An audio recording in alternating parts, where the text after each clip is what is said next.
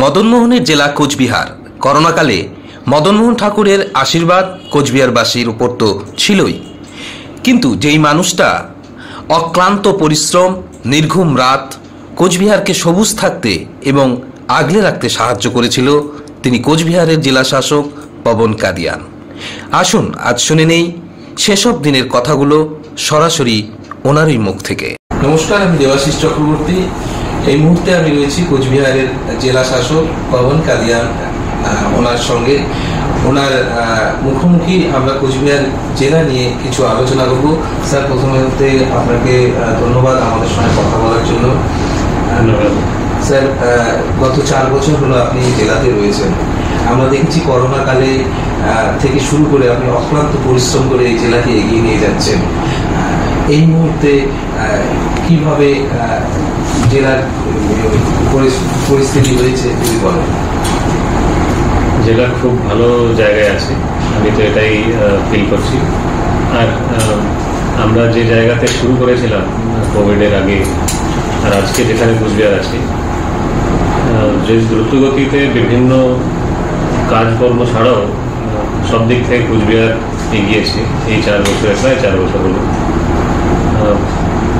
খুব ভালো জায়গায় আছে। Sir, world wide Covid world wide অনেক জায়গায় উন্নত ডেভেলপমেন্টের কাজ করতে সব জায়গাতেই বাধা পেয়েছে। কোচবিহারও হয়েছে, আমাদের জেলাও হয়েছে। এই 4 বছরে যদি ওই 2 বছর আর আপনি কাজ করতে পারতেন, যদি ডেভেলপমেন্টের কাজ করতে পারতেন, মনে হয় যে কখনো যে ওই টাইমটা খুব মিস করে গেছেন? সে তো এটা তো স্বাভাবিক। তখন তো যদি পৃথিবীতে এরকম একটি মহামারী যেটা হয়তো 100 বছরে একবারই আসে, সেটা যদি ঘটে যায়, তো তখন আমাদের সবচেয়ে বড় দায়িত্ব, কর্তব্য এটাই ছিল কি কীভাবে কোচবিহারকে সেফ রাখা যায়। কেননা যদি সবাই সুরক্ষিত না থাকে তাহলে উন্নয়ন বা অন্য যে কোনো কাজই তার কোনো মানে থাকবে না। তো সেটা ঠিক, যদি এটা না হতো তাহলে আমরা অবশ্যই আরও ভালোভাবে, আরও বেশি করে আরও কাজ করতে পারতাম। কিন্তু শেষে গিয়ে তো এটাই আছে কি, লোকেদের জীবন সবচেয়ে বড় একটি সম্পত্তি। সেই সম্পত্তিকে আমরা অনেকটাই রক্ষা করতে পেরেছি। আমরা ইনফ্যাক্ট এই কথা থেকে যেটা মনে আসলো, 2020 সালে এবং 21 সালে জাতীয় স্তরে বিভিন্ন জেলাগুলোকে সমীকরণ করেছিল একটি সংস্থা। সেই সংস্থার সমীকরণে যেটা আসলো কি, যে সমস্ত জেলা আমাদের দেশে রয়েছে যাদের পপুলেশন মানে জনসংখ্যা 15 লাখ বা তার থেকে বেশি, মানে একটু বললেও জেলার সাইজ নর্মাল সাইজ বা একটু ছোটো জেলা থেকেও সাইজ দিক থেকে বা পপুলেশন দিক থেকে আছে, এইরকম সমস্ত জেলার মধ্যে কোচবিহারের পজিটিভিটি মানে কোভিডের যত শতাংশ লোকেদের কোভিড পজিটিভ হলো আর কত শতাংশ সেই পজিটিভিটি সবচেয়ে নিম্নমানের কোচবিহারে ছিল। সিমিলারলি যারা পজিটিভ ওদের মধ্যে আমরা অক্লান্ত চেষ্টা করার পরে আমাদের ডাক্তাররা, নার্সরা সবাই মিলে তারপরেও কিন্তু কত জীবনকে বাঁচাতে পারলাম, মানে ফেটালিটি, সেটাও কোচবিহারের সবচেয়ে নিম্ন জায়গায় ছিল। লোয়েস্ট পজিটিভিটি, লোয়েস্ট ফেটালিটি দেশের সব জেলার মধ্যে সেই সমীকরণে আসে। তো সে দিক থেকে যদি বলি, তো আমরা আমাদের চেষ্টাটা ঠাকুর মদনমোহনের আশীর্বাদে হয়তো সফল হয়েছি। যাদেরকে আমরা হারিয়েছি তাদেরকে তো আমরা কখনই পাবো না, কিন্তু ওদের পরিবারের কাছেও দাঁড়াতে পেরেছি, যত বেশি সম্ভব চেষ্টা করেছি। আমাদেরও কয়েকজন অফিসাররাও তখন কোভিডে এই যুদ্ধে ওনাকে আমরা হারালাম। সেটা আজকেও যখন ওটাকে মনে করি তখন বেদনা পায় মন। কিন্তু ওই জায়গা থেকে পেরিয়ে এসে তখন কোনো টাকারও অসুবিধা ছিল, তখন বিভিন্ন কোথা থেকে কী জিনিস আসতে পারে, বিভিন্ন কমিউনিকেশনটাও অনেকটাই স্লো হয়ে গেছিলো। ওই রকমের জায়গাতেও কোচবিহারকে এরকমের একটি ওভারঅল সেফ বলতে গেলে আমরা অনেকটাই রাখতে পেরেছি। যেটা দেখে আমি খুব নিজেকে সৌভাগ্যবান বলুন বা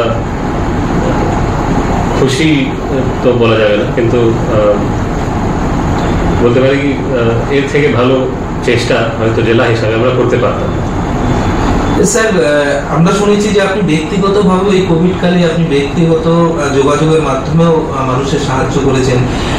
জেলা শাসক হিসেবে এসেছিলেন, তখন প্রথমে এসে কোভিডে পড়লেন, তো কতটা চ্যালেঞ্জিং ছিল সেই সময়টা? কোভিডের মতন চ্যালেঞ্জ তো পৃথিবীতে আজকে যারা যারা জীবিত আছে হয়তো কেউই দেখেনি। আজ থেকে প্রায় 100 বছর আগেই এরকমের একটি ভাইরাস হয়েছে, প্যান্ডেমিক হয়েছিল। যারা যারা তখন জীবিত ছিল আজকে হয়তো ওরা কেউই জীবিত নেই, প্লাস প্রশাসনের বা যারা যারা যে কোনো জায়গায় আছে ওনারা তো কখনই ছিলেন না। এটা ইউনিক একটি চ্যালেঞ্জ প্রশাসনের জন্য, সবার জন্য ছিল। সেই চ্যালেঞ্জকে মোকাবিলা করতে গেলে অনেক কিছু নতুনভাবে একদম যেটাকে বলি স্ক্র্যাচ থেকে শুরু করতে হয়েছিল। কি কি জিনিস হতে পারে, কি ঘটতে পারে, কি হতে পারে। আমার এখনো মনে পড়ছে কি যেদিন অল ইন্ডিয়া লকডাউন হলো তার থেকে 2-3 দিন আগে আমাদের কিছু কিছু লকডাউন হওয়া শুরু হয়ে গেছে আমাদের রাজ্যেও। তো একটি ভলান্টারি লকডাউনের মতন একটা দিন ছিল তার আগে। তো তখন একটা হয়ে গেছিল আন্দাজ কি এরপরে হয়তো লকডাউন ভালোভাবে হবে, অ্যাডমিনিস্ট্রেটিভলি গভর্নমেন্টের দ্বারা এনফোর্স করা হবে। তখন লোকেদের কী কী জিনিসের নিয়ে অসুবিধা হতে পারে সেটা আমাদেরকে আগাম 2 দিন 3 দিন 4 দিন যতদিনই আছে হাতে সে আগে থেকেই পুরো প্রস্তুতি নিতে হবে। আর সেই প্রস্তুতির মধ্যে একটা দিক এটাও ছিল কি এটা যেহেতু একটি এরকমের প্যান্ডেমিক, একটি মহামারী যেটা আমরা নিজেই জানি না, তো লোকেদের মধ্যে একটা সাইকোলজিক্যাল ফিয়ার কাজ করবে কি এটা দিয়ে যদি কারোর করোনা হয়ে যায় তো ওকে একটা হয়তো সোশ্যাল বয়কটও হয়ে যেতে পারে। হ্যাঁ, ওটা শুধু আলাদা তো রাখতেই হবে, আইসোলেশন তো রাখতেই হবে, কিন্তু এটা হয় নাকি কি বলবো কোনো কোনো রোগের ক্ষেত্রে লাইক আজকেও আছে কিছু কিছু জায়গায় আমরা দেখি যাদের যদি বাই চান্স কারোর এইডস হয়ে যায়, HIV পজিটিভ হয়ে যায়, ওদের থেকে সামাজিক একটা বাইরে লেপ্রেসি হয়ে যায়, মানে কুষ্ঠরোগ, ওদের সঙ্গে একটু ব্যবহারটা লোকেদের আলাদা হয়ে যায়। অনেকবার তো ভুল ধারণা হয় এই কারণে হয়। তো কোভিডটা এতটা নতুন ছিল কি কেউ আপনাদের এখন হয়তো পুরো ভুলেই গেছেন কি তখন মাস্ক বলে কোনো জিনিস ছিল না। কেউ জানতো না কি মাস্ক পরে হয়তো কোভিড থেকে একটু ভালো আমরা রক্ষা করতে পারি। কোন এরকমের পৃথিবীতে কোনো দেশেই তখন এরকম কোনো ম্যান্ডেট ছিল না। তো সেরকমের পরিস্থিতিতে যখন কেউই কিছু জানে না তখন লোকেদের সোশ্যাল বয়কটও হতে পারে কোভিড হয়ে। সেটাকে লক্ষ্য করে আমরা সাইকোলজিক্যাল কাউন্সেলিং সেলও তবে থেকেই, মানে আমার মনে আছে 23 মার্চ 2020 আমরা সেটাও তৈরি করেছিলাম জেলায়। সেভাবেই মাইগ্রেন্টস হতে পারেন এটাও আমাদের মাথায় ছিল কি কেউ কেউ আছে যারা কুচবিহারে হোক বা যেখানেই ওরা নিজের জায়গা থেকে অনেক দূরে আছে, তো যদি লকডাউন হয়ে যাবে তো ওদের চলাচল অনেকটাই কঠিন হয়ে যাবে। আর ওদেরকে যেখানে আছেন ওখানে আমাদেরকে সাহায্য কোনো না কোনোভাবে পৌঁছতে হবে কুচবিহার জেলায়। তো সেটার জন্য আলাদা সেল, সেভাবেই প্রত্যেক বাড়িতে খাবার পৌঁছানো, এসেনশিয়াল সাপ্লাইজের মুভমেন্ট, এনফোর্সমেন্ট দরকার, মার্কেটের বিভিন্ন কাজগুলি, পুলিশের বিভিন্ন কাজগুলি, হাসপাতালের বিভিন্ন যেগুলো আমাদের পরিকাঠামো দিক থেকে, ওষুধের দিক থেকে, অন্যান্য দিক থেকে যেটা করার দরকার, এগুলোর প্রত্যেকটি কাজকে মাথায় রেখে আমরা আলাদা ডেডিকেটেড টিম সেলস বানিয়ে দিয়েছিলাম। যেটা আমরা ইলেকশনের সময় করি, ইলেকশনটা অনেক জটিল হয়, তো সেই অভিজ্ঞতাকে আমরা এখানে ইউজ করলাম। আর সেভাবেই আমরা যেভাবে ডিজাস্টার ম্যানেজমেন্টে একটি অভিজ্ঞতা হয়, যদি কোনো বন্যা পরিস্থিতি বা এরকম কিছু হয় তখন যেটা ইমার্জেন্সিভাবে যে কাজ করতে হয় সেই অভিজ্ঞতাকে ইউজ করলাম। আর তারপরে আরও কিছু আলোচনা করে আরও কিছু ভেবে প্রায় 25টা আলাদা আলাদা কাজের জন্য ডেডিকেটেড টিমস বানানো হলো জেলা স্তরে। তারপরে হঠাৎ করে লকডাউন হলো, ওগুলো আমাদের অনেকটাই কাজে লাগলো। আমরা হয়তো এই কারণেই প্রথম ভেব যেটা ছিল কুচবিহার, যেটা এসেছিল কোভিডের প্রথমে, কুচবিহারের ক্ষেত্রেও সবার ক্ষেত্রেই আমরা পশ্চিমবঙ্গের মধ্যে শেষ জেলা ছিলাম, সেরা বলতে পারবো না, শেষ ছিলাম যারা গ্রিন ছিলাম। মানে সব জেলায় একটা না একটা কেস কোনো না কোনো সময় ধীরে ধীরে ধীরে ধীরে হচ্ছিল। কুচবিহার শেষ জায়গা ছিল যেখানে কেস তখন অবধি হয়নি, কিন্তু আমরা জানতাম কি এটা তো আমরা আটকে রাখতে পারবো না। তো আমার এখনো মনে আছে 30th May 2020 আমাদের প্রথম কেসটা হয়েছিল। আর একসঙ্গে 32 জন কোভিড আক্রান্ত হয়েছিলেন, সবাই পরিযায়ী শ্রমিক ছিলেন। তো ওনারা নিজেই বুঝতে পারেননি এটা কি হলো, যাদের হয়েছিল ওরা নিজেই, মানে একটা হয় না ওরা তো নেমেছে, ওরা ট্রেন থেকে এসেছিলেন। তো ট্রেনের জন্য জরুরি ব্যবস্থা আমরা করেছিলাম। তো ট্রেনে নামলেন, আমরা টেস্টিং করলাম, তারপরে ওনাদের পজিটিভ আসলো। তো পজিটিভ আসার আগে আইসোলেশন রাখার কথা ছিল। তো সেই সময়তে জেলাতে কোনো কোভিড টেস্টিংয়ের জন্য ল্যাবও ছিল না। তো ল্যাবের জন্য প্রস্তুতি আমরা এপ্রিল মাস থেকে, তার আগে থেকে নিয়েছিলাম। শীঘ্রই হয়ে গেল, কিন্তু এগুলো বড় বড় কাজ ছিল, তো প্যারালালি করতে হচ্ছিল। তখন আমরা নর্থ বেঙ্গল মেডিকেল কলেজে পাঠাতাম স্যাম্পলস। তো ওখান থেকে স্যাম্পলস পাঠাতে, রেজাল্ট আসতে 2-3 দিন লেগে যেত মিনিমাম, কেননা বিভিন্ন জেলার স্যাম্পল ওখানেই যাচ্ছিল তখন। দেশের মধ্যে এরকম পরিস্থিতি কি করা যায়। তো যখন 32 জনের পজিটিভ আসলো, তো একটি সাডেনলি একটি ভয়ে বলুন বা একটি আতঙ্ক সৃষ্টি হলো। তো ওদেরকে সবাইকে আমরা ইমিডিয়েটলি, যেহেতু এটা প্রথম এরকমের কেস ছিল, তো আমরা একটা তার আগে থেকে প্ল্যানিং নিয়েছিলাম কিছু, ওদেরকে সবাইকে আমরা শিলিগুড়ি পাঠালাম, নর্থ বেঙ্গল মেডিকেল কলেজে ওনারা ছিলেন। কারোরই এখন আমরা অনেক বেশি জানি কোভিডের ব্যাপারে, তখন এত তার জানা ছিল না, রিসার্চ তখন একদম ইনিশিয়াল স্টেজে ছিল। তো কারোর কোনো সিমটমস এরকম কিছু সিরিয়াস ছিল না, শ্বাস নিতে কষ্ট বা এরকম কিছুই ছিল না। কিন্তু যেহেতু পজিটিভ এসেছে রিপোর্ট, মানে হয়তো পরে হতে পারে, তাই ওদেরকে হসপিটালাইজ করা হলো, শুধু আইসোলেশন না করে হসপিটালাইজ করা হলো তখন। তো তারপরে ওরা যখন ফিরলো, তো ওদেরকে আমরা খুব ভালোভাবে স্বাগত জানালাম। ওরা যখন কোভিড নেগেটিভ হয়ে ফিরলো, তখন ওদের পুরো বাসকে আমরা জেলায় যখন ঢুকলো, হলদিবাড়ির দিক থেকে ঢুকেছিল বাস, জেলার ঢোকার মুখেই আমরা ওদেরকে ওখানে স্বাগত জানালাম। যেখানে যেখানে ওরা নেমেছেন, যাদের যাদের বাড়ি যেখানে, ওখানে স্বাগত জানালাম, যাতে লোকেদের মধ্যে এরকমের একটা যে আতঙ্ক সৃষ্টি, এটাও না হয়, আর ওদের মধ্যেও যেটা নিজেকে নিয়ে কিছু কি আমাকে নিয়ে এখন লোক কি ভাববে, সেটাও যাতে না হয়। একটা সোশ্যাল অ্যাঙ্গেলও ছিল, শুধু কোভিড অ্যাঙ্গেলটা ছিল না। সেভাবেই যখন এপ্রিল মাসে লকডাউনের সময় 100% লকডাউন যখন ছিল, তখন অনেকের কিছু কিছু অসুবিধা না হয়, তো মার্কেটসগুলোকে শিফটিং করা হলো, বিভিন্ন জায়গায় দূরে নিয়ে যাওয়া হলো মার্কেটস, যাতে একটু খুলে যায় আর ভিড় না হয়, কোভিড হওয়ার সম্ভাবনা কমে যায়। এইসব জিনিস, এইসব সাকসেসফুলি আমরা যেহেতু করতে পারি। সকাল 6টা থেকে যেভাবে নির্মল বাংলার সময় আমরা নেমে যেতাম, আমি ছিলাম না তখন জেলায়, কিন্তু বিভিন্ন জেলায় আমরা একই জিনিস করছিলাম তখন। তো নেমে যেতাম ফিল্ডে, লোকেদেরকে বেড়াদের কি বলবো, এই একটা স্বচ্ছতার দিক থেকে জিনিসটা দেখার জন্য, নির্মূল করার জন্য। তো সেভাবেই আমরা সকাল থেকেই আমাদের সব টিম মেম্বাররা, মানে আমিও আমার টিম মেম্বাররাও, আমরা বিভিন্ন মার্কেটে গিয়ে গিয়ে দেখতাম যে সব ঠিক আছে কিনা। যে আর্লি মর্নিং এ তো কেনা বেচা হয় কিছু, সবজি বিশেষ করে, তো ওগুলো দেখতাম। এটা এপ্রিল মাসে আরো এসেন্সিয়াল সাপ্লাইজে ফুড সাপ্লাইজ থাকে, গ্রেন স্টক কত আছে, কি আছে। বিশেষ করে আমাদের কারেকশনাল হোমস, ওখানে তো বাইরে থেকে কেউ যেতে পারে না, কিন্তু ভিতরে যদি কারোরই কোভিড হয়ে যায়, তো ওটা কিভাবে পরিস্থিতিকে সামলানো যাবে, ওরা বাইরেও আসতে পারবে না, কিভাবে করবো কন্ট্রোল। এরকমের কয়েকটি ইউনিক জিনিসগুলো তখন আসলো সামনে, যেটা আগে কোনোভাবেই চিন্তা ভাবনায় কখনই ছিল না কারোরই। তো যখন এপ্রিলের শেষে কোভিডের লকডাউনটা I think May first week থেকে ওঠা শুরু হয়েছিল, তো আমরা তার আগেই রাজ্য সরকারের দুটো স্কিম হয়েছিল, স্নেহের পরশ আর প্রচেষ্টা। তো স্নেহের পরশের মাধ্যমে যে চেষ্টা ছিল, আমরা বিভিন্ন রাজ্যে, অন্যান্য জেলায়, যে কোনো রাজ্যে, যে কোনো অন্য জেলায়, পশ্চিমবঙ্গের বাইরে আমাদের যে পরিযায়ীরা রয়েছেন, শ্রমিক হোক বা অন্য পরিযায়ীরা, ওনারা কিভাবে আছেন, ওদেরকে কন্ট্যাক্ট করে সবকিছু ওদের সঙ্গে টাচে রাখা। তো আমরা এটা রাজ্য সরকারের নির্দেশ আসার আগেই, যেহেতু আমাদের জেলায় আমরা সেল বানিয়ে নিয়েছিলাম, তো আমরা ইতিমধ্যে আপনারা হয়তো জানেন এখন সব মিলে 31 স্টেটস অ্যান্ড ইউনিয়ন টেরিটরিজে কুচবিহারের লোকেদেরকে আমরা খোঁজ নিতে পেরেছিলাম। আর যে যে জেলায় ছিল, কোনো কোনো জেলায় ছিল, কোনো কোনো শহরে ছিল, সংশ্লিষ্ট যে ওখানকার অধিকারীরা যারা ওদের খেয়াল রাখবেন বা ওদের জিনিসটাকে দেখবেন, ওদের সঙ্গে ডাইরেক্টলি আমাদের জেলা প্রশাসনের থেকে আমরা কন্ট্যাক্ট করেছিলাম, যাতে আমাদের লোকেদেরকে ভালোভাবে ওখানে দেখা হয়, কোনো অসুবিধাতে কেউ না পড়ে। কেন ওদের তো ডেলি বেজিস থাকে বেশিরভাগ লোক, তো তাতে কোনো অসুবিধা না হয়। তো আমরা স্নেহের পরশ শুরু হওয়ার আগেই আমরা প্রায় 17-18 হাজার লোকেদের ডেটাবেস ইতিমধ্যে বানিয়ে নিয়েছিলাম, কে কোথায় আছে, মোবাইল নাম্বার কি ইত্যাদি। আর ওদের সঙ্গে যোগাযোগ করছিলাম মাঝে মাঝে। ব্লক স্তর অব্দি আমরা কন্ট্রোল রুমস বানিয়েছিলাম, জিপি স্তরেও পরে বানাতে হয়েছিল। তো আমরা জানতাম কি এরা ফিরতে চাইছে, সবাই ফিরতে চাইছে, কিন্তু সেটা আমাদের হাতে ছিল না। তো আর যখন ফিরবে তখন হয়তো কোভিড ফেরার জন্য হবে, রাস্তাতে কারোর সঙ্গে যেহেতু মিশবে তখন হবে, বা অন্য কোনো কারণে হবে। আর কোভিড তখনও জানা ছিল না কীভাবে ঠিক হবে, কোনো কিওর কোভিডের ছিল না, ভ্যাকসিন বলে কিছু ছিল না তখন। তো তারপরে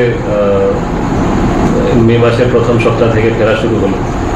তো আমরা যেভাবে কতজন ফিরবে সেই আন্দাজ তখন আমাদেরও ছিল না, কিন্তু প্রতিদিন হাজার হাজার মানুষ কুচবিহারে ফিরছিল।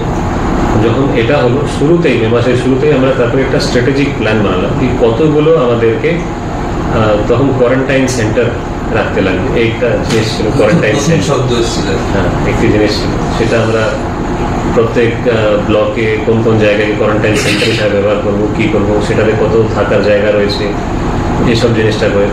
তারপরে বাসেও যে যারা ড্রাইভার, যারা কন্ডাক্টর, ওরা তো সেমই আছে, ওরা তো চেঞ্জ হচ্ছে না, নতুন নতুন লোক বাসে উঠছে, ওদেরকে কিভাবে আমরা সুরক্ষিত রাখতে পারি। তো মাঝখানে আমরা একটা প্লাস্টিক পার্টিশন কয়েকটি বাসে দিয়েছিলাম, যাতে বাতাস বা যেটা দিয়ে করোনা আসতে পারে সেটা যাতে না হয়। সিমিলারলি যারা জেলায় ফিরছে ওরা অনেক দূরে থেকে ফিরছে, তো বর্ডারগুলোতে আমাদেরকে নাকা বানাতে হয়েছিল। আমরা প্রায় 12টি জায়গায় জেলার বর্ডারে, কুচবিহার বর্ডারে বিভিন্ন জায়গায় এদিকে ওদিকে সব দিকে মিলে নাকা লাগিয়েছিলাম। ওই নাকাতে আমরা খাবারের ব্যবস্থা, জলের ব্যবস্থা, বসার ব্যবস্থা, যাতে একটু ঠান্ডা হিসাবে বসতে পারে, রোদ্রের মধ্যে না দাঁড়াতে হয়, কিছু করতে হয় পরিযায়ীদের জন্য, সেসব করেছিলাম। 24 ঘন্টা সেই নাকাগুলো চলছিল। আর ওই নাকাতে ওদেরকে রিফ্রেশ করে তারপরে বসে উঠিয়ে বা যে কোনোভাবে ওদেরকে আমরা আনাচ্ছি। আর যাদের সঙ্গে আমাদের সম্পর্ক হয়ে গেছিল আগে, যখন ট্রেন শুরু হলো তখন ওদেরকে বললাম কি অমুক অমুক দিনে রাজ্য সরকারের অনেক ভালো একটা কোঅর্ডিনেশন সেল বানানো হয়েছিল নবান্নতে, স্টেট কন্ট্রোল রুম ছিল পরিযায়ীদের জন্য। ওখান থেকে নির্দেশ পেয়ে আমরা বিভিন্ন সময় যখন যখন কোচবিহারে ট্রেন আসবে সেটা ডিটেলস পাচ্ছিলাম। আলাদা সিনিয়র অফিসারদের থেকে শুরু করে জেলা স্তর অব্দি সবাইকে নিয়ে হোয়াটসঅ্যাপ গ্রুপ বানানো হয়েছিল রাজ্য সরকারের পক্ষ থেকে। তার মাধ্যমে যেখানে রেলওয়েদের অধিকারীরা ছিলেন, রাজ্য স্তরেরও অধিকারীরা ছিলেন, সবাই ছিলেন। তো ওখান থেকে পুরো ডিটেলস আমরা পাচ্ছিলাম কি ট্রেন, কতগুলো ট্রেন আসছে, কখন আসছে, কিভাবে আসছে। তো যাদের সঙ্গে আমাদের সম্পর্ক হয়েছিল, বাই দ্যাট টাইম অ্যারাউন্ড 30,000 লোকেদের ডেটাবেস হয়ে গেছিল। এগুলো যখন শুরু হলো সবাইকে আমরা কল করে কি তোমরা ওই ট্রেনে আসতে পারে, অনেকটাই কল করলাম। ওরা তারপর নিজেদের মধ্যে সহজেই বলতে পারে, তো আমরা কয়েকজনকে কল করলাম। তারপরে ওখানে যারা আছে কুচবিহারে ওদেরকে ওরা জানালো। এভাবে করে সবাই ট্রেনে ফিরছিল। ট্রেনে ফিরবে, কুচবিহারে আসবে। আমি অনেক বেশি বলছি হয়তো, জানি না, কিন্তু এসব মনে পড়ছে এখন।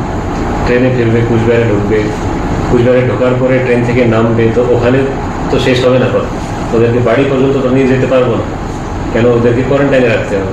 ওরা এত দূরে থেকে আসছে, কেউই হয়তো কোয়ারেন্টাইনে থাকতে চাইবে না, কেউই এটা মানতে চাইবে না কি ওর কোভিড হয়ে গেছে বা ও কোভিড টেস্ট করাবে, সেসব নিয়ে অসুবিধা ছিল। প্লাস আমরা কতটা কোভিডের টেস্ট করতে পারি, তখন তো শুধু নর্থ বেঙ্গল মেডিকেল কলেজেই ছিল একমাত্র ল্যাব, আর সেই ল্যাবের একটি ক্ষমতা আছে, তার থেকে বেশি টেস্ট ওরাও করতে পারবে না। আর সবকটা জেলার টেস্টিং স্যাম্পল ওখানেই যাচ্ছে, তো তাড়াতাড়ি রেজাল্টও আনতে হবে, রিপোর্টও আনতে হবে। তো আমরা একটা সায়েন্টিফিক পদ্ধতি বানালাম ঠিক কীভাবে কমসে কম স্যাম্পলসকে কালেক্ট করে আমরা ম্যাক্সিমাম লোকেদের টেস্টিংয়ের ইফেক্টিভলি করতে পারি। তো আমরা যে সমস্ত আইসোলেশন জন্য কোয়ারেন্টাইন সেন্টার বানানো হয়েছিল, সেই সমস্ত সেন্টার্সে যেভাবে বেডস আমরা রেখেছিলাম, তো আমরা একটা গ্রিড বানালাম বেডসকে দিয়ে। সাপোজ 9টি বেড যদি হয়, আপনি একটা স্কোয়ার শেপ মেনে নিন, যদি প্রত্যেকটা কর্নারে একটা বেড, সেন্টারে একটা বেড, তো এটা 5টি বেড হয়ে গেল। এভাবে একটু বড় করে দিলে 9টা-10টা হয়ে যাবে। তো এরকমের 10টা গ্রিডের জন্য যদি সেন্টার পয়েন্টকে আমরা টেস্ট করবো, যে সেন্টার পয়েন্টে আছে, তাহলে ওই পুরো রেডিয়াসটা ক্লিয়ার হয়ে যাবে। এভাবে করে আমরা মাত্র 10% মতন লোকেদের টেস্টিং করে 100% লোকেদেরকে ক্লিয়ার করতে পারবো, আর ওদেরকে বেশি দিন কোয়ারেন্টাইন সেন্টারে থাকতে হবে। তো আমরা তারপরে এটা করলাম, টেস্টিং এইভাবে ডিভাইস করলাম। সিমিলারলি যারা আসছে, প্রতিদিন কতজন আসছে সেটার একটা আন্দাজ আমাদেরকে এখন এআই হয়ে গেছে, আর্টিফিশিয়াল ইন্টেলিজেন্স, তখন কিছু ছিল না। তো সেই হিউম্যান ইন্টেলিজেন্স লাগে কি আগামীকাল কতজন আসতে পারে, তারপরের দিন কতজন আসতে পারে, আমাদের কতটা থাকার ক্ষমতা রয়েছে, কোথায় কত বেডস আছে, কোন কোন ব্লকে কোন কীভাবে আছে। তো যেহেতু পরিযায়ীদের সংখ্যা বাড়ছিল কন্টিনিউয়াসলি, তো ওদেরকে তো একটা পিরিয়ড ছিল কি এত দিনের জন্য কোয়ারেন্টাইনে থাকতে হবে। সেই কোয়ারেন্টাইন থেকে তো ওদেরকে আগে বের করতে পারবো না, ওরা নিজে থেকে কোয়ারেন্টাইনে থাকতে চাইছে না। তো কোয়ারেন্টাইনে খাবার দিতে হবে, অন্য ব্যবস্থা করতে হবে, মোটিভেশনাল কিছু ওখানে লোক রাখতে হবে যারা ওদেরকে থাকার জন্য মোটিভেট করবে, কোনো ল অ্যান্ড অর্ডার সিচুয়েশন যাতে না হয় সেটা করতে হবে। সেসব প্লাস টেস্টিংও করতে হবে। তো টেস্টিংয়ের জন্য তখন পিপি কিট পরে করতে হয়, এখনও যদি মনে আছে আপনাদের, পিপি কিটের জরুরি ব্যবস্থা করা, সব কিছু। তারপরে তো এরকম একটু নেক টু নেক সিচুয়েশন হয়ে গেছিল কি আমাদের যতগুলো বেড আছে আমরা অপটিমালি সব কটা বেডকে ইউজ করবো, সবাইকে কোয়ারেন্টাইন সেন্টারে রাখবো, আর যারা আজকে বেরোবে সে অনুযায়ী মানে কতজন ঢুকছে কতজন বেরোচ্ছে, বিকজ একটি টাইমের পরে বেরোবে তো কোয়ারেন্টাইন সেন্টার, তো এটা একটা ইনকামিং আউটগোয়িং হয়ে গেছিল। তারপরে আমরা একটা নতুন কনসেপ্ট আনালাম, যেটাকে বললাম কমিউনিটি কোয়ারেন্টাইন সেন্টার।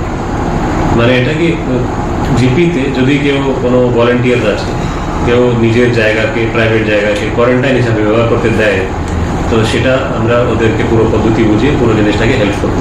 কারণ আমাদের জায়গাটা প্রায় শেষ হতে গেছিল, আর জায়গা ছিলই না রাখার জন্য। জেলাকেও সেফ রাখতে হবে, পরিযায়ীদেরকেও সেফ রাখতে হবে, টেস্টিংও করতে হবে, সব কিছু একসঙ্গে সম্ভব হচ্ছিল। তো কমিউনিটি কোয়ারেন্টাইন সেন্টারের কনসেপ্টটা আমাদের জেলাতে আমরা নিজে থেকেই ভেবে কিছু করলাম, এই নামটাও আমাদেরই নাম। পরে দেখলাম কি অন্যান্য রাজ্যেও এটা তার থেকে 2 সপ্তাহ পরে সিমিলার নামে কিছু কিছু ইনিশিয়েটিভ শুরু হলো। তো এটাতে আমরা দেখলাম কি অনেকেই আসে বিভিন্ন জিপিতে যারা নিজে থেকে কমিউনিটি কোয়ারেন্টাইন সেন্টার হিসাবে আমাদেরকে সাপোর্ট করতে চাইছে। আমার মনে আছে এখনো কি জুন মাসের শুরুতে আমি জেলা পরিষদের তখনকার আমাদের যে বোর্ড, ওনাদেরকে নিয়ে বসেছিলাম আমরা সবাই। ওনারা সবাই এই জিনিসটাকে বুঝতে পেরেছেন, আর ফুল সাপোর্ট যে সমস্ত জনপ্রতিনিধি ছিলেন সবাই দিয়েছিলেন। তো নিজের নিজের জায়গাকে দায়িত্ব নিয়ে ওনারাও হেল্প করলেন। সিমিলারলি জেলা পরিষদ স্বেচ্ছায় বললো কি ওরা নিজে থেকে কিছু এখানে গ্রান্ট হিসাবে কোভিডের জন্য দিতে চাইছে, সেটাও সিদ্ধান্ত হয়ে জেনারেল বডি মিটিংয়ে পাস হয়ে সেটাও হলো। তো মানে সব দিক থেকে আমরা সব ধরনের সাপোর্ট পেলাম যাতে কোচবিহারকে সেফ রাখতে পারি। আর maybe as a result of this Cooch Behar হয়তো একমাত্র জেলা ছিল যেখানে, first I should define wave কি জিনিসকে বলা হয়। Wave, first wave, second wave, third wave, এরকম করে যেটা হয়। ওয়েভ মানে কেস বাড়বে, তারপরে কমবে, যখন কমে যাবে ওটা ওয়েভ শেষ, তারপরে আবার বাড়বে, তারপরে কমবে, এটা ফার্স্ট ওয়েভ, এটা সেকেন্ড ওয়েভ। এদিক থেকে বলতে গেলে কুচবিহারে প্রায় মোটামুটি 1.5 লক্ষর বেশি পরিযায়ীরা ফিরেছিলেন 5 থেকে 6 সপ্তাহের মধ্যে। তো এটার পুরো হিসাব আজকে নেই আমার কাছে, কিন্তু আমার কাছে এখনো 1,25,000-এর মতন লোকেদের তালিকা আমরা বানিয়েছিলাম। তারপরে আমরা পুরোপুরি খুলে গেছিল, লকডাউন বলতে কিছু তারপর প্র্যাকটিক্যালি ছিল না, এই কারণে তারপরে বানাতে আমরা সম্ভবই ছিল না তারপরে বানানোর তালিকা, তো তারপরে বন্ধ করে দিলাম। কিন্তু তখনও বাস ছিল, আমরা আন্দাজ করে বলতে পারি আরো 25-30,000 লোক ফিরেছিল। তো সেদিক থেকে আমাদের 4th of July, which happens to be the US Independence Day, আমাদের অন্য কোনো কারণ নেই, just by chance, 4th of July-তে আমাদের জেলার টোটাল পজিটিভ কেসেস আবার 0 হয়ে গেছে। মানে কোচবিহারের first wave ended on the 4th of July 2020। আমাদের ফার্স্ট কেস শুরু হলো 30th of May 2020, আর ওই ওয়েভটা তারপরে বাড়লো, অনেকগুলো হলো, 400, 500, 600, 700 হলো জেলায়, তারপরে নামতে শুরু করলো। যেহেতু আমরা এতগুলো কোয়ারেন্টাইন সেন্টার এই সব জিনিসটা করেছিলাম, নামতে নামতে পরিযায়ীদেরও কোনো অসুবিধা হলো না, সব নামতে নামতে 1.5 লক্ষ মানুষকে আমরা সেফ রেখে, জেলাকে সেফ রেখে আবার 4th July-তে 0 কেসেস হয়ে গেছে। তো আমাদের first wave within 5 weeks Cooch Behar জেলায় শেষ হয়ে গেছে। কিন্তু 1st July থেকে 100% লকডাউন খুলে গেছিল, নতুন করে কন্টেইনমেন্ট জোনসের কনসেপ্ট চলে এসেছে। তো তারপরে কন্টেইনমেন্ট জোন যেহেতু হবেই, কোভিড তো বাড়বে, এখন ফুল খুলে গেছে, তারপরে আবার কেসগুলো অর্গানিকলি আরো বাড়তে শুরু করলো। আমরা প্রচুর মাত্রায় টেস্টিং শুরু করলাম, আমরা ইতিমধ্যে ল্যাবটাও স্থাপিত করতে পারলাম জেলায়। তখন প্রাইভেটলি সোর্স করলাম কিছু কিছু অপশন, সি কোথায় থেকে যে মেশিন হয় না, যে টেস্টিং করার জন্য যে আমাদের লাগে কোভিডের যে ল্যাবে, সেই মেশিনটা, এরকমের মেশিন অন্যান্য কাজেও লাগে। তো সিমিলার মেশিন কোনো জায়গায় আছে কিনা সেটা দেখা হলো। আমাদের একটি ইউনিভার্সিটিতে সিমিলার মেশিন ছিল কুচবিহারে, তো সেই ইউনিভার্সিটির মেশিনটাকে আমরা ব্যবহার করতে পারি। কিছু কম্প্যাটেবিলিটি ইস্যুজও হয়, মানে যে আমরা স্যাম্পল নিচ্ছি সেটা কি ওই মেশিনে চলবে কিনা, এরকম টেস্টিংয়ের জন্য, তো ওগুলো দেখলাম। প্যারালালি অন্য জায়গা থেকে মেশিন আনার ব্যবস্থা করা হলো, রাজ্য সরকারের অনুমোদন করে সব কিছু আসছিল। তো সেটা তাড়াতাড়ি এখানে বাকি পরিকাঠামো তৈরি করা লাগবে। ল্যাবে যারা মেডিকেল টেকনিশিয়ানস থাকবে ওনাদেরকে জিনিসটা শেখাতে হবে, কিছু ওদেরকে বোঝাতে হবে কিছু, সেটা ডাক্তাররা পুরো তার জন্য ব্যবস্থা করলো। HOD মাইক্রোবায়োলজি অনেক বড় ভূমিকা প্লে করলেন, MSc অনেক বড় ভূমিকা প্লে করলেন, CMOC অনেক বড় ভূমিকা প্লে করলেন। আমাদের তখন এরকম হয়ে গেছিল কি প্রশাসন মানে জেনারেল অ্যাডমিনিস্ট্রেশন আর হেলথ অ্যাডমিনিস্ট্রেশন, কোথায় জেনারেল শেষ হচ্ছে কোথায় হেলথ শুরু হচ্ছে বোঝা যাচ্ছে। আমরা সবাই এক ছিলাম। তো স্যাম্পলস কালেক্ট করা, হয়তো কে করবে, গাড়ি যে ডিএম অফিস থেকে যাবে, সিএমএস অফিসের এমপি বসবে, স্যাম্পলস এনজেনে যাবে, মানে একদম স্মুথলি পুরো জিনিসটাকে করে করে আমরা এই কারণে খুব বেশি সংখ্যায় আর কোন কোন গ্রাম থেকে তারপরে একটা জোনিং সিস্টেমটা শুরু করলাম কি কোন জায়গাতে কত বেশি স্যাম্পলস কালেক্ট করা উচিত হবে, যাতে যেভাবে আগে সাইন্টিফিকলি আমরা পরিযায়ীদের জন্য করেছিলাম কমসে কম স্যাম্পল নিয়ে ম্যাক্সিমাম লোকেদেরকে আমরা সেফ ডিক্লেয়ার করতে পারি। সেভাবেই যখন খুলে গেল সব কিছু আর আমাদের ল্যাবটাও শুরু হয়ে গেল, তো আমরা জেনারেল পপুলেশনের টেস্টিংটা শুরু করতে পারলাম ভালো করে। তো সেই ম্যাক্সিমাম টেস্টিং কীভাবে করা যায় আর কোন কোন জায়গায় কত স্যাম্পলস কালেক্ট করা ঠিক হবে, যাতে আমরা ওই জায়গাটাকে সেফ বলতে পারি বা কেসেসগুলোকে তাড়াতাড়ি ধরতে পারি। তো এটা পুরো একটা স্ট্র্যাটেজি বানিয়ে জিনিসটাই করা হলো। আর হয়তো এইসব কারণে তারপরে সেপ্টেম্বর 2020 আস্তে আস্তে প্রথম ওয়েভ, ওটা ফর ইন্ডিয়া, আমাদের সেকেন্ড ওয়েভ, কিন্তু আমরা ওটা এত ডিফারেন্সিয়েট করি ফার্স্ট ওয়েভ ওভারঅল। তো ওই ফার্স্ট ওয়েভের সেপ্টেম্বর মাসে আমরা বুঝে গেছিলাম কি সেকেন্ড ওয়েভ আসতে পারে, ইন্ডিয়া লেভেলে সেকেন্ড ওয়েভ আসতে পারে। তো সেই সেকেন্ড ওয়েভটাতে যাতে কোনো অসুবিধা না হয় জেলার, প্রথম ওয়েভে অক্সিজেনের আমাদের এত অসুবিধা বোধ হয়, তো এত দরকার পড়েনি অক্সিজেনের, যেহেতু আমাদের কেসের সংখ্যাকে আমরা অনেকটাই কম রাখতে পেরেছিলাম। কিন্তু জেনারেলি যেটা আমরা আগের লিটারেচারটাই পড়াশোনা করলাম, ইউরোপের কিছু লিটারেচার ছিল অন কোভিড, যেটা ওরাও ওদের এন্ড থেকে করছিল, ইউএস এর লিটারেচার ছিল, সেটাকে আমরা পড়াশোনা করলাম। আমাদের ডাক্তাররাও পড়ছিলেন, আমাদের টিম মেম্বার্সরা, অ্যাডমিনিস্ট্রেশনের অফিসাররাও পড়ছিলেন, আমিও পড়ছিলাম। তাতে যেটা দেখা যাচ্ছিল কি there is a very strong possibility second wave আসলে। তো যদি সেকেন্ড ওয়েভ আসে তো আমাদেরকে সেকেন্ড ওয়েভ আরও সিভিয়ার হবে, এটাও আগের হিস্ট্রি থেকেও সেমি জিনিস আসছিল। তো সেদিক থেকে আমাদেরকে প্রস্তুতি নিতে হবে। সেকেন্ড ওয়েভে সবচেয়ে বড় শর্টেজ হতে পারে অক্সিজেন। তো আমরা সেপ্টেম্বর 2020-তে একটি অক্সিজেন প্ল্যান্টের জন্য জরুরি কোথায় করবো, কত ক্যাপাসিটি করবো, সেটার জন্য একটা প্রস্তাব দিয়ে পাঠিয়ে দিলাম কি এখানে দরকার আছে। তো সেটা হতে হতে সেকেন্ড ওয়েভ আসার সময় আগেই ওটা মোটামুটি আমরা চালুও করতে পারলাম। তো এই রকমের প্ল্যানিং এর কাজে লাগলো। প্রথম ওয়েভে আমাদের এত বেডস রাখতে হয়নি, সেকেন্ড ওয়েভে যেটা কুচবিহারে আসবে তার আগে আমি সেকেন্ড ওয়েভে চলে যাচ্ছি। এখন ফার্স্ট ওয়েভটা আমরা মোটামুটি ম্যানেজ করতে পারলাম। পুজোর সময়তে তখন অসুবিধা ছিল কি পুজোতে কি হবে, লোক কি করবে, তখন একটা আলাদা স্ট্র্যাটেজি বানাতে হয়েছিল কি পুজোতে যাতে লোকেদের মধ্যে এই সচেতনতা থাকে। আমরা একটা কোভিডের জন্য ম্যাসকট বানালাম, আমাদের সবার প্রিয় মোহন, মাস্ক পরা মোহন। তো সেভাবে করে প্রচার করলাম। সকালে আমাদের বিভিন্ন টিম মেম্বাররা গিয়ে বিভিন্ন জায়গায় প্রচার করতেন কি কিছু না হয়। আমরা বিভিন্ন পুজো কমিটিকে নিয়ে বসলাম, সোশ্যাল মিডিয়া রাইসি করলাম, স্লোগানস করলাম, অনেক কিছু করলাম। তো পুজোর জন্য কোনো অসুবিধা হয়নি, মানে কেস বাড়লো না কুচবিহারে পুজোর জন্য। এটা আমরা অনেকটাই মদন মোহনের আশীর্বাদকে আমরা এটা করতে পারলাম। তারপরে নভেম্বরে মোটামুটি কেসেস আরো কমে গেল। ফাইনালি ফার্স্ট ওয়েভ বলা যায় কি শেষের দিকে 3-4 মাস কিছু হলো না, 2-3 মাস অ্যাটলিস্ট কিছু হলো না। তো তারপরে ইলেকশন আসার টাইমটা চলে আসলো, 2021-এ অ্যাসেম্বলি ইলেকশন। ইলেকশন যখন এখানে ক্যাম্পেনিং শুরু হলো, বিভিন্ন জায়গায় সব কিছু হলো, তখন দেখা গেল কি অন্যান্য রাজ্যে আবার কোভিড বাড়তে শুরু করেছে, মানে সেকেন্ড ওয়েভ এসে গেছে, যেটা আমাদের আগে থেকে একটা আন্দাজ ছিল কি আসতে পারে। তো কেউই চাইছিল না, আমরাও চাইছিলাম না, কিন্তু এসে গেল।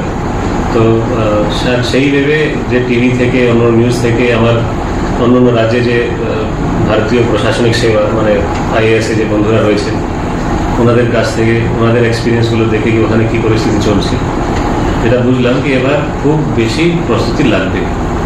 ফার্স্ট ওয়েভে অ্যাডমিনিস্ট্রেটিভ ম্যানেজমেন্ট বেশি ছিল, সেকেন্ড ওয়েভে মেডিকেল ম্যানেজমেন্ট বেশি লাগবে। কেন এবার আমরা লকডাউনের মতন অবস্থা তৈরি করতে পারবো না, আর এই ভেরিয়েন্টটা আরও বেশি জটিল আছে, আরও মানে আর নট বলে তখন একটা জিনিস ছিল, কত তীব্র গতিতে ওটা ছড়াতে পারে। তো সেই আর নটটা বেশি হওয়াতে ডেল্টা ভেরিয়েন্ট ছিল, ওটা আরও বড় অসুবিধা আছে।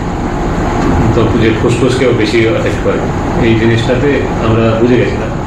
তো আমরা ফার্স্ট ওয়েভের তুলনায় সেকেন্ড ওয়েভে আমাদের 10 গুণ বেশি করে মেডিকেল পরিকাঠামো তৈরি করতে লাগবে, সেটা আমরা ইলেকশনের মধ্যেই বুঝে গেছিলাম। মানে 10 এপ্রিল কুচবিহারে ভোট ছিল 2021, তার আগে থেকেই আমরা এটার জন্য প্রস্তুতি নিয়ে নিলাম।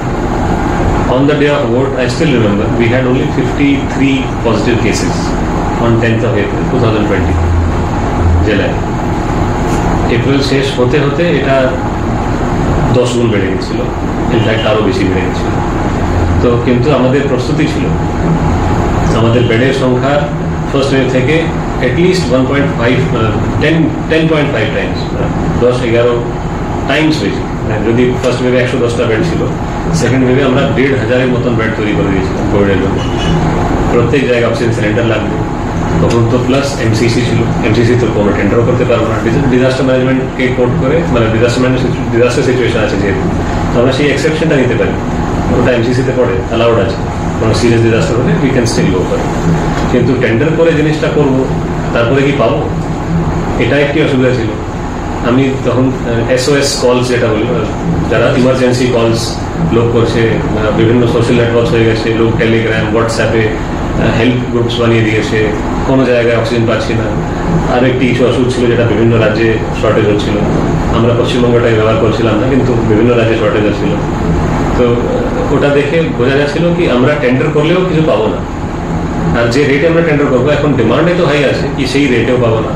তো টেন্ডার করে খুব কোনো লাভ নেই, টাইমও ওয়েস্ট হবে, টাইম চলে যাবে, ওয়েস্ট বলবো না, টাইম চলে যাবে, প্লাস তারপরেও কিছু সলিউশন আসবে না, যায় না।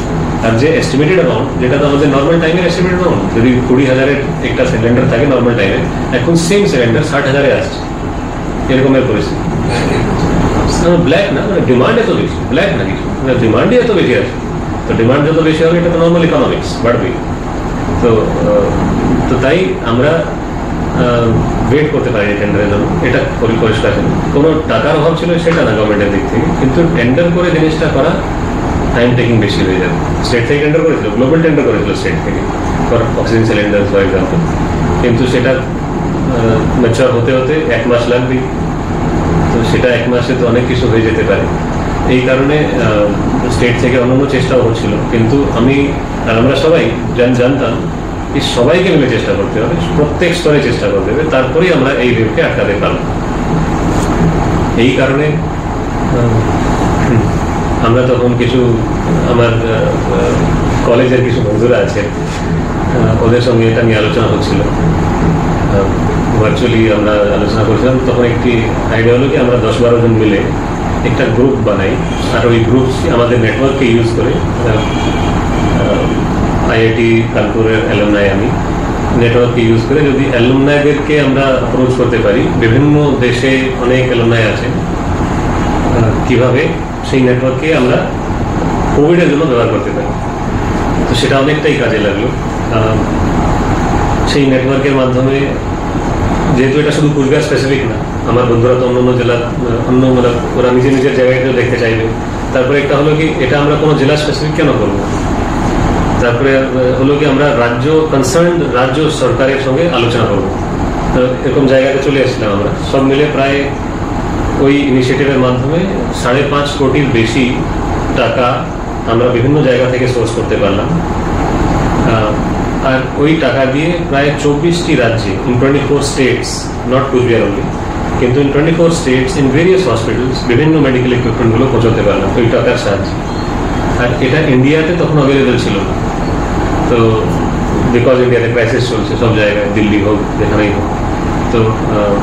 তো সেই ক্রাইসিসের সময় বিদেশ থেকে এটাকে সোর্স করা যায়।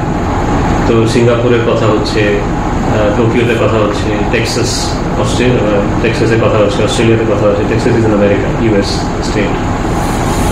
তো বিভিন্ন জায়গা থেকে কি কি জিনিস আনা যায়, ওখান থেকে আসবে কি হবে, সিঙ্গাপুর থেকে শিপে আসবে। সিঙ্গাপুরে সিলিন্ডার ছিল, তো সেই সিলিন্ডারের যে নজল হয়, ওই নজলটা ওখানে ইন্ডিয়ার সঙ্গে কম্প্যাটেবল ছিল না।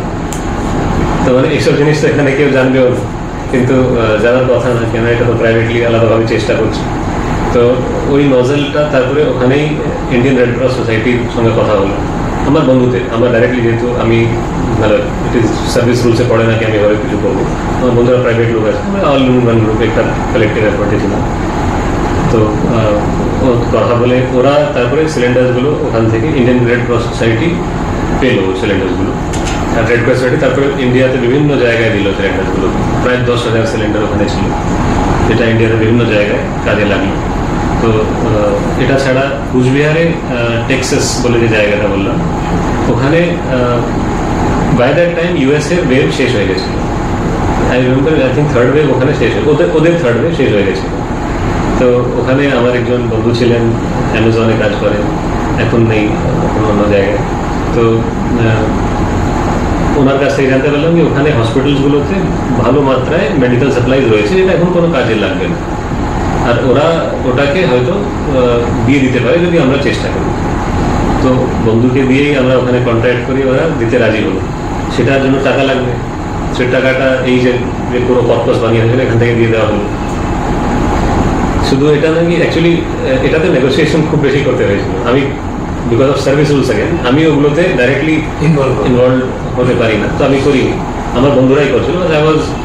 I was taking all the help I can get for Cooch Behar through this. তো আর ওদেরকে যদি কিছু আইনের দিক থেকে বা অন্য কোনো রেগুলেটরি দিক থেকে, যেহেতু FCRA ক্লিয়ারেন্স লাগে, there is something called FCRA, তো FCRA ক্লিয়ারেন্স না হলে বিদেশ থেকে কোনো জিনিস সেভাবে আনা যায় না, কোনো টাকার এরকম করা যায় না। FCRA ক্লিয়ারেন্সের কোনো এনজিওকে তারপরে আমরা লুপে নেয়, ওদের সঙ্গে এগ্রিমেন্ট করলাম, FCRA ওই এনজিও তারপরে জিনিসটাকে বাইরে থেকে আন। তো সেই এনজিওকে খুঁজতে একটু টাইম লাগলো। মাদ্রাসের একটি এনজিও ফ্যামিলি পেলাম, আমার এডিএম তখন ছিলেন তিনি সেটাতে অনেক বড় হেল্প করলেন, ওনার কন্ট্যাক্টসের মাধ্যমে সেটা পেলাম। তিনি ওদিকে ওনার হাজব্যান্ড চাকরি করতেন, তো সেভাবে কিছুটা আমরা করতে পারলাম। তো সেই টেক্সাস থেকে এখন ইন্ডিয়াতে আসার জন্য তো ফ্রেট লাগবে, ফ্লাইটও তো লাগবে। তো কনসার্ন এয়ারলাইন কোম্পানির সঙ্গে আলোচনা করা, ওদের ওই ফ্রেট চার্জেস মিনিমাইজ করা, ফাইনালি 2-3টে আলাদা আলাদা এয়ারলাইন্সের সঙ্গে কথা বলা করে এয়ার ইন্ডিয়াতেই আসলো, মিনিমাম চার্জেস ওরাই নিচ্ছিল।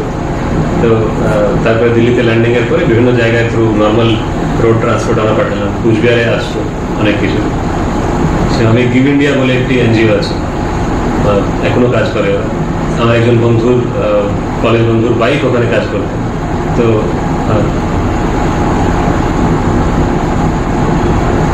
ওনার সঙ্গে কথা বললাম।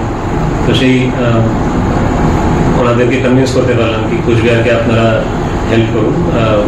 ওদের কাছে আলাদা সাপ্লাইজ ছিল কিছু, সেই সাপ্লাইজের মাধ্যমে প্রায় 50 লাখ টাকার বিভিন্ন সিলিন্ডার্স, অক্সিজেন সিলিন্ডার্স আরো কয়েকটি সাপ্লাইজ লাইক যেগুলো লাগে বা অক্সিজেন মেজারমেন্ট ছাড়াও কিছু কিছু মেজারমেন্টসের ডিভাইসেস গুলো হয়। আমি এত মেডিকেল ওটাতে বুঝছি না, বিকজ এটা তো প্রয়োজন নেই। ওগুলো সব ওখান থেকে কিছু ব্যবস্থা করলাম। তারপরে কিছু আরো সাপ্লায়ার ছিলেন, কিছু ভোপালে ছিলেন কিছু সাপ্লায়ার, পঞ্জাবে ছিলেন কিছু সাপ্লায়ার্স। এরকমের সাপ্লায়ার্সদের সঙ্গে প্রাইভেটলি আমার বন্ধুরাই কথা বললো, যেহেতু গভর্নমেন্টের টাকা না আর আমি ঢুকতেও পারি না ওইরকম জায়গায়, ওরা কুচবিহারে পাঠানোর ব্যবস্থা করলো যাতে আসে এখানে। এসব করিডোরে we were able to be ahead of the curve, meaning cases বাড়বে তার আগেই আমাদের প্রস্তুতি হয়ে গেছে সবসময়। এক্ষেত্রে অবশ্যই আপনার বন্ধুদেরকে কৃতজ্ঞ থাকবে কোচবিহারবাসীও, আপনার বন্ধুরা যেভাবে হেল্প করেছে পুরো বিষয়টাতে। যারা করতে পারেনি ওরা টাকা দিয়েছে, কোচবিহারকে ডাইরেক্টলি টাকাও দিয়েছে। একদমই দর্শক বন্ধু যারা দেখছেন, এই আননোন যে ট্রুথ আমরা আজকে স্যারের কাছে জানতে পারলাম যে আমরা সবসময় জানি ঠিক আছে হচ্ছে কাজ, কিন্তু তার পেছনেও অনেক মানুষের খাটনি থাকে, মানুষের চেষ্টা থাকে, এবং যাদেরকে আমরা চিনি না জানি না তাদেরও কিন্তু প্রচেষ্টা রয়েছে এই কুচবিহার জেলার প্রতি। স্যারের দ্বারা যে প্রচেষ্টা কিন্তু কুচবিহারের মানুষ এই কোভিডটা তারা পার করতে পেরেছে, তার জন্য আমরাই অবশ্যই সকলকে ধন্যবাদ জানাচ্ছি। স্যারের মাধ্যমে কোনোদিন স্যার দেখা হলে আপনার সঙ্গে বলবেন বন্ধুদের যে আমরা কুচবিহারবাসীর তরফ থেকে অবশ্যই তাদের প্রতি কৃতজ্ঞ থাকবো সবসময়। Thank you so much. আমি অবশ্যই জানাবো ওদেরকে। আমি কিন্তু কুচবিহারবাসীদেরও ধন্যবাদ জানাচ্ছি। কয়েকজন ছিলেন প্রাইভেট বিজনেসম্যান, আমি 3-4 জনের নামও বলতে পারি, কিন্তু ওটা বলাটা ঠিক হবে কিনা জানি না। ওদের অনেকটাই তখন হেল্প পেয়েছিলাম। ওরাও কয়েকটি জিনিস সোর্স করলো, কেউ কেউ টাকা দিল, অ্যাসোসিয়েশন হিসাবেও বিভিন্ন সংস্থারা টাকা দিল সাপোর্ট, কিন্তু ওইসব করেও আমরা অনেকটাই হেল্প কুচবিহারের জন্য পেয়েছি।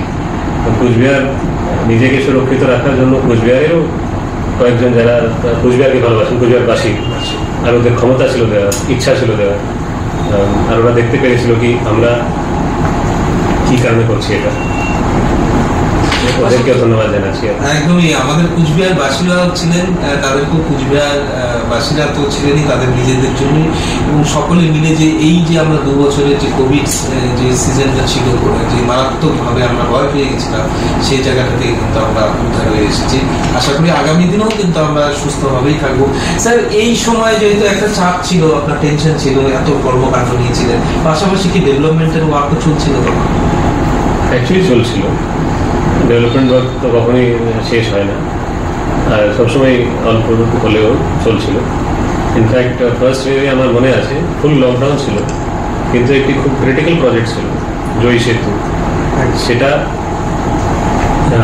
যদি কোনো কারণে স্টপ হয়ে যেত কাজটা যেখানেই ছিল, তাহলে হয়তো স্ট্রাকচারাল ইস্যুস ব্রিজ কনস্ট্রাকশনে হয়ে যেতে পারত, due to stoppage of work for a considerable time. তো সেটা যাতে না হয়, তো বিশেষভাবে আইনের অনুযায়ী যে করা যায় সেই পাওয়ারটা ছিল আমার কাছে অ্যাজ ডিএম। তো সেই পাওয়ারটাকে এক্সারসাইজ করে আমরা সেই কাজটাকে চালু রাখতে পেরেছিলাম। তো কিছু সাপ্লাইজ ইস্যুস তাও ছিল, লাইক কিছু যে নর্মালি কিছু যে সাপ্লাইজ, কনস্ট্রাকশন ম্যাটেরিয়াল সাপ্লাইগুলো অসুবিধা হয়, কিন্তু তাও স্লো হলেও কাজটা কন্টিনিউ হচ্ছে। আর এই কারণে ব্রিজটা আমরা স্ট্রাকচারালি ঠিক রাখতে পারলাম, প্লাস টাইমলি কাজটাকে শেষও করতে পারলাম। আমার মনে আছে ফেব্রুয়ারি 2021-এ ব্রিজ শেষ হয়ে গেছিল। আমাদের মাননীয় মুখ্যমন্ত্রী মমতা বন্দ্যোপাধ্যায় ব্রিজটাকে কুচবিহারবাসীদের জন্য সেদিন ইনঅগ্রেট করে দিয়েছিলেন।